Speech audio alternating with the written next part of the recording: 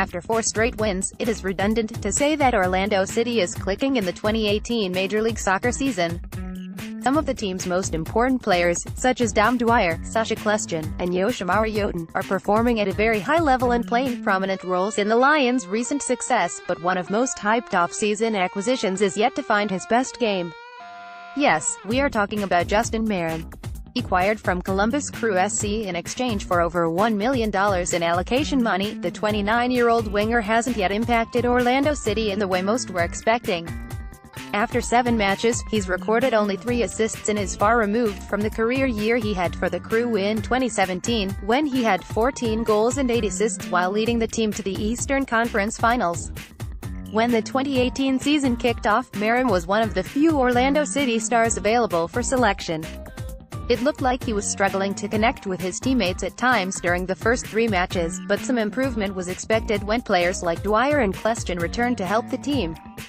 The second move made by head coach Jason Kreis to help Meram find his best game was putting him in his favored role on the left wing after he spent most of the first matches as a second forward.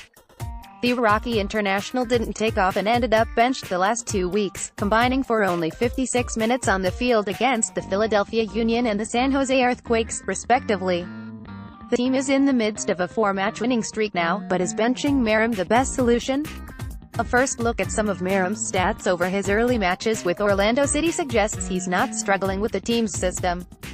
According to WhoScored.com, his per-game average is in shots 2.9, dribbles 2, passes 28.9, key passes 1.6, and passing accuracy 78.2% are all very similar to the ones he had for Columbus in 2017.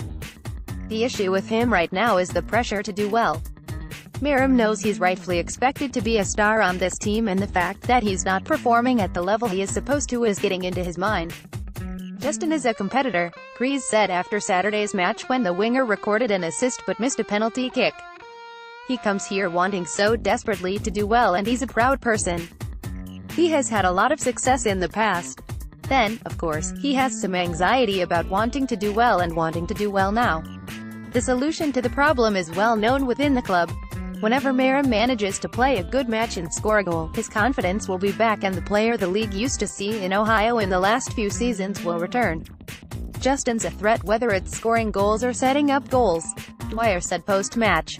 Once he can get this monkey off his back and get that first one, I think the floodgates will open for him. I think he's a very, very talented player, and there's a lot more to come from him. However, to play well and score goals, Meram needs to be on the field. Kreis' decision to bench him was totally reasonable considering Orlando City was struggling at the time, but things have changed. Most of the team's offensive pieces are delivering great numbers right now, and the Lions can probably afford Meram's inefficiency for a while until he is back on track.